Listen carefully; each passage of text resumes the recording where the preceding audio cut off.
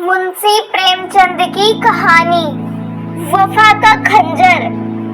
विजयगढ़ और जयगढ़ राज्य में कई तरह की समानताएं थी। दोनों ही बेहद संपन्न, मजबूत और धार्मिक राज्य थे। दोनों राज्य के रस्म और रिवाज ही नहीं बल्कि बोली भी एक सी ही थी। यहाँ तक कि विजयगढ़ और जयगढ़ राज्यों की लड़कियों की शादी भी एक दूसरे राज्य में होती थी।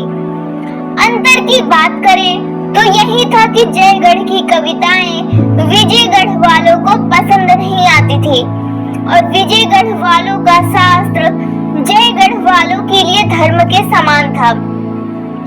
दोनों राज्यों के लोगों के बीच लड़ाई झगड़ा हमेशा ही रहता था। इन राज्यों में से किसी में भी तरक्की से जुड़ा कोई कार्य होता तो दूसरा राज्य वाला यह समझता था कि उससे उसका नुकसान होगा। ऐसा नहीं है कि इन तरक्की के कार्यों से सिर्फ कम पढ़े लिखे लोगों को ही परेशानी होती थी, बल्कि बुद्धिमान लोग भी सिर्फ आपसी ईर्ष्या की वजह से उसे खराब ही कहते थे।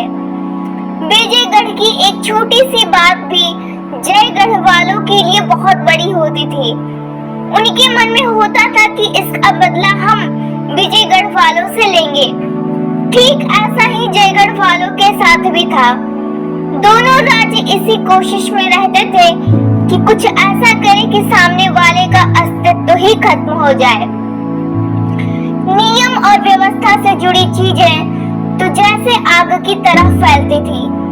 अखबार हो या लोगों का मन, हर जगह यही आवाज आती कि विजयगढ़ वालों की शिक्षा और अन्य नियम कानून जयगढ़ राज्य के लिए खराब है। उन्हें इसका मुंहतोड़ जवाब देना होगा। उधर विजयगढ़ वाले सोचते कि जयगढ़ वालों ने उसके नए कानून के बारे में अखबार में कुछ छपने नहीं दिया है। वो सबका मुंह बंद करना चाहते हैं। वो यहाँ के सारे मामलों को दबाना चाहते हैं। वो हथियार तैयार करके हमें खत्म करना चाहते हैं। ऐसे में हमारा भी फर्ज है कि हम उन्हें बताएं कि भगवान जिनके साथ होता है उनका कोई कुछ बिगाड़ नहीं सकता है। जयगढ़ में कई सारे हुनरमंद लोग थे। इन्हीं में से एक नाम था सीरी बाई का। उनकी खूबसूरती के चर्चे चारों तरफ थे। वो जयगढ़ में लोगों को अपनी कला का कायल करके विजयगढ़ की ओर बढ़ गई। उनके विजयगढ़ पहुंचते ही वहां के लोग जयगढ़ से दुश्मनी जैसे भूल ही गए थे।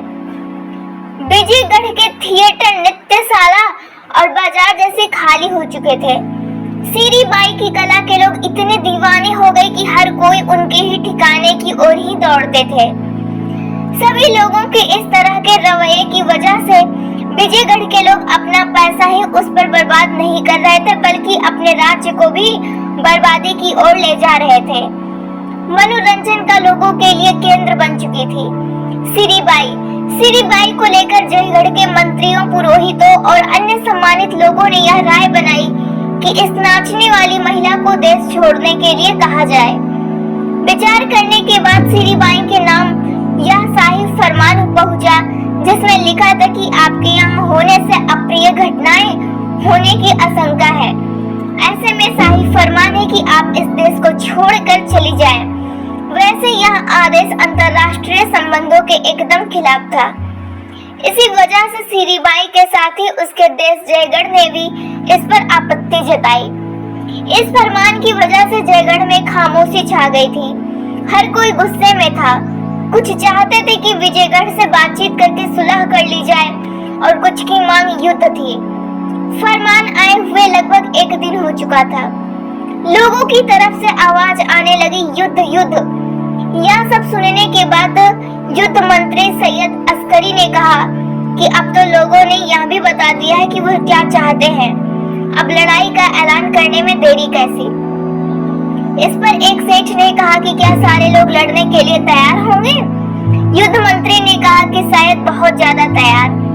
सेठ ने पूछा कि क्या आपको यकीन है कि फतह मिलेगी। अस्करी ने जवाब दिया, हाँ बिल्कुल यकीन है। तभी लोग आपस में जंग कहते हुए हथियार एक दूसरे को बांटने लगे।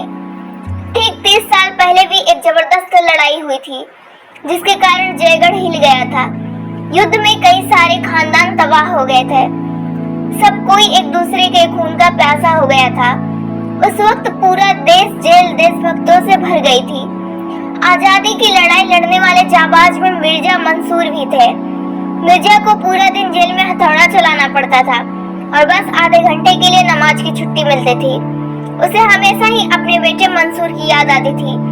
इस याद में उसका मन करता कि गंगा में डुबकी मारकर भाग जाऊं और अपने बेटे से मिलाऊं। एक दिन यह इच्छा इतनी प्रबल हो गई कि वह सही में गंगा में कूद गया।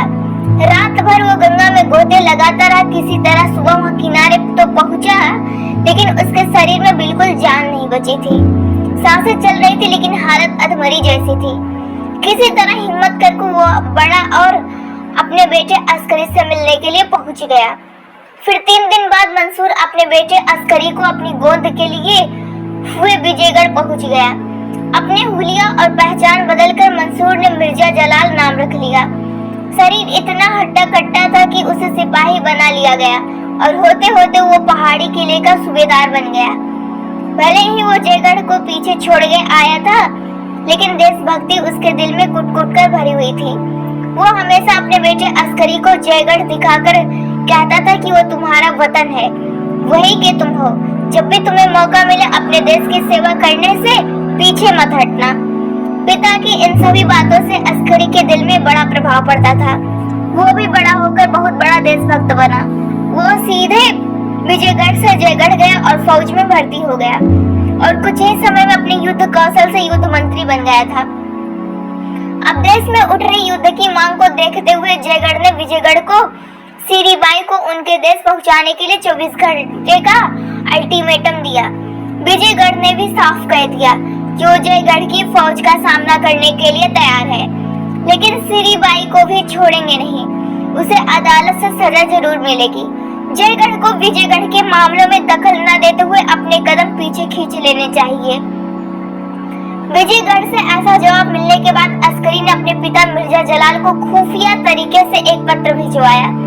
उसमें लिखा था कि विजयगढ़ से हमारी लड़ाई शुरू होने वाली है। अब सबको जयगढ़ की ताकत का अंदाजा लगेगा।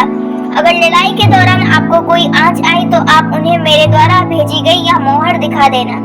वो आपकी किसी तरह का नुकसान नहीं पहुंचाएगा और मेरे कैंप तक ले आएगा।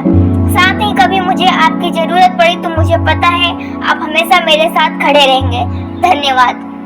यह खत भेजने के तीसरे दिन ही जयगढ़ ने पूरे बल के साथ विजयगढ़ पर आक्रमण कर दिया। दोनों राज्य की फौज का मुकाबला एक दूसरे से मंदोर से करीब 5 मील की दूरी पर हो रहा था। लड़ाई में विजयगढ़ के पास तोप की ताकत ज्यादा थी तो जयगढ़ के पास पराक्रमी सैनिक थे। होते होते लड़ाई 1 महीने तक चली। इस दौरान सब कुछ शमशान सा बन गया, लेकिन दोनों देश के बीच युद्ध नहीं रुक रहा था। फिर ऐसा समय आया कि विजयगढ़ पूरी तरह से जयगढ़ पर भारी पड़ने लगा। हर बार जयगढ़ को हार का मुंह देखना पड़ रहा था। अस्करी को पूरा जयगढ़ कोस रहा था कि इसकी वजह से युद्ध शुरू हुआ और सारे लोग तितर बितर हो गए। ऐसे हाल में अस्करी को सूझा कि मेरे पिता जिस किले की रखवाली करते हैं वो विजयगढ़ से अलग हो जाए तो आसानी से इन्हें हराया जा सकता है। उसने पिता को खत लिखकर कहा कि अब आप ही मेरी मदद कर सकते हैं। आपको अपने वतन का वास्ता है। आपको जयगढ़ को जिताने के लिए उस किले पर जीत हासिल करने में हमारी मदद करनी होगी। यह खत पढ़ते ही अस्करी के पिता मिर्जा जलाल किले पर बैठे बैठे सोचने लगे कि आखिर मेरे बेटे की हिम्मत कैसे हुई मुझे ऐसा खत लिखने की। मैं भले ही अपने वतन से बेहद प्यार करता हूँ, लेकिन विजयगढ़ से मुझे मुसीबत के समय सहारा दिया है। मैं इसके साथ गद्दारी कैसे करूँ? ऐसा करके ऊपर वाले को क्या मुंह दिखाऊंगा? वह मेरे कर्म को भोगने के लिए बेटा या कोई दूसरा थोड़ी आएगा। जो भी करूँगा मैं उसे खुद ही भोगना पड़ेगा। तभी मन में हुआ कि बेटे का मुंह भी कैसा छोड़ दूं। तब तक शाम ढल गई थी और जयगढ़ में विजयगढ़ की अफसर की वर्दी पहना एक इंसान अस्करी के टेंट से बाहर निकला। फिर वो विजयगढ़ के घायलों की लाइन में जाकर जमीन पर तुरंत लेट गया।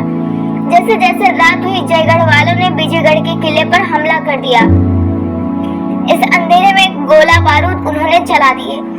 आराम से सब कुछ करते तो कम से कम ज्यादा लोगों की जान भी नहीं जाती और विजयगढ़ वालों को कुछ पता भी नहीं चलता।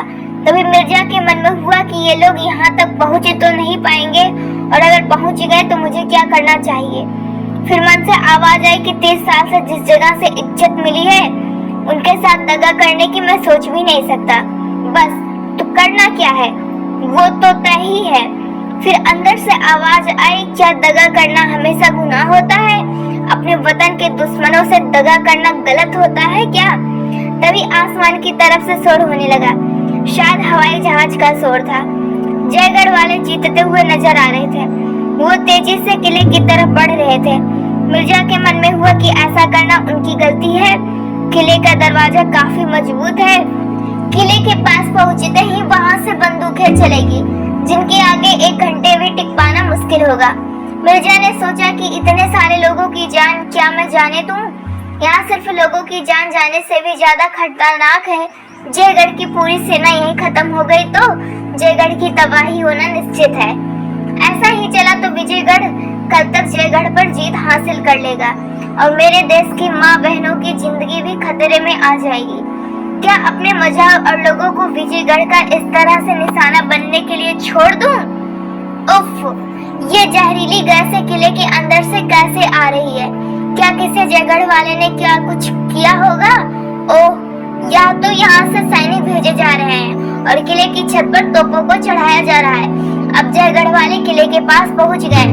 विजयगढ़ में होने वाली जयगढ़ियों की दुर्दशा को अब कोई नहीं रोक सकता है।